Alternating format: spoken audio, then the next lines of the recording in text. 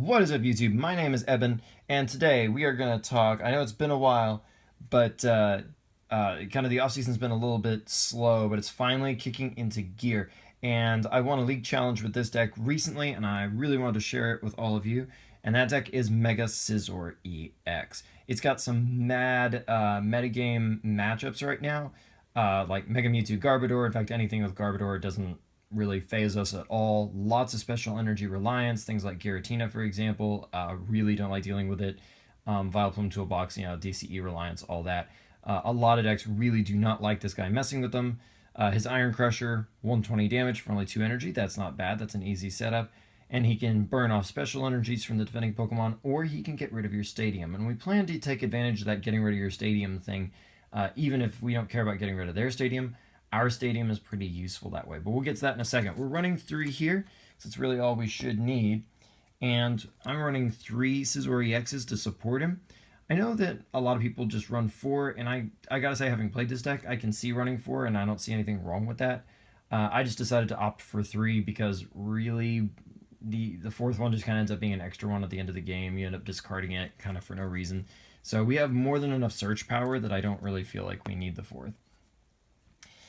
We're also pairing with Garbodor here because it can shut down a lot of problematic things, and it just disables a lot of decks that still try to run abilities, even though Garbodor is pretty popular right now. So we run 2 just to keep, we're running a 2-2 line, of course, 2 Trubbish to go with that Garbodor, basically just to keep from prizing it too very easily, and then we don't have it anymore, stuff like that. We're running 1 Hoopa EX, which can get us, can fetch our Scizor EXs out of our deck pretty easily. That's our #1 Ultra Ball target early in the game, of course, is Hoopa, because we want to get that down, fire off his ability, use his ability to get things like Shaman EX. We run 3 just to maximize the chances we can get it and abuse it. And don't worry, this thing is not a sitting duck in our deck, because, spoiler alert, we run Parallel City to get rid of them once we've played them all out. So, the whole idea is use our abilities early, then get up Garbodor, of course, shut them off. So our opponents can't do the same. And we do run 1 Cobalion just to have an extra attacker. I'm not as thrilled with Cobalion as I might be, but honestly, he's just kind of the next best filler attacker for right now that I could find. But who knows? Who knows? Another couple of sets come out, we might find something a little bit better. His Quick Guard is not bad by any means. Just there are a lot of matchups right now where it's kind of irrelevant because there are a lot of evolved Pokemon, Megas, and stuff like that. And Revenge Blast can be a nice way to threaten your opponent, so it's not a bad thing. All right, moving on to our supporters, we've got 4 Sycamore, because why the heck wouldn't you? It's just the most powerful draw card in the format, and with Juniper essentially being the same card, it's been the most powerful draw card. We're running 3 Ns, because we definitely need that heavy draw power to make this deck work, and when you got those important evolution lines in the deck, it's nice to be able to draw early in the game, and cycle the evolutions back into the deck. So if you have a choice early in the game, sometimes N is better than Sycamore, just to keep you from having to burn off 2 Megas or something like that, if that's the case. We've opted for 2 Lysander. It's becoming more popular to run these, and it's not hard to see why. With Shaman looking like it's going to be ubiquitous this season, just like last, this is a tremendous way to pick up knockouts, and of course, Mega Scizor's Iron Crusher one-shots Shaman, which is awesome. And there are a lot of games I've won basically by Lysandering on the last 2 turns of the game, going Lysander your Shaman, kill it, Lysander your Shaman, kill it, and that's 4 prizes right there. So with 2 of them, you can easily discard them as well. You don't have to really think about it, worry about it, even if your Versus Seekers are having to go to other things, because you have a second one waiting in your deck. So kind of gives us a little more flexibility there.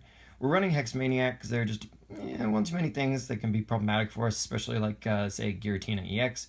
This way you can shut it off, pick off its special energies, and really threaten it. And you can Versus Seeker to make sure, of course, that card can help you multiple times. And we do run Olympia. Our retreats are a little unpleasant to have to pay, and if we absolutely have to get out of dodge, and we don't have somebody with a Floatstone active, then Olympia is a good way to go. And of course, her healing can sometimes block 2-hit KOs, which is nice too. All right, and moving on to our non-supporters, we got 3 Spirit Links because we run a 3-3 line. Pretty standard issue really there.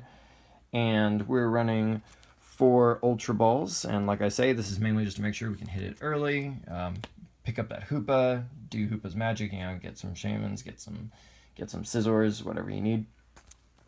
I run 4 Versus Seekers because Versus Seeker is just that good. So I've opted for 4 That way we can kind of tear through our deck with our Ultra Balls and our Sycamores early and then still maximize our utility later on. And like I mentioned before, we do run Parallel City.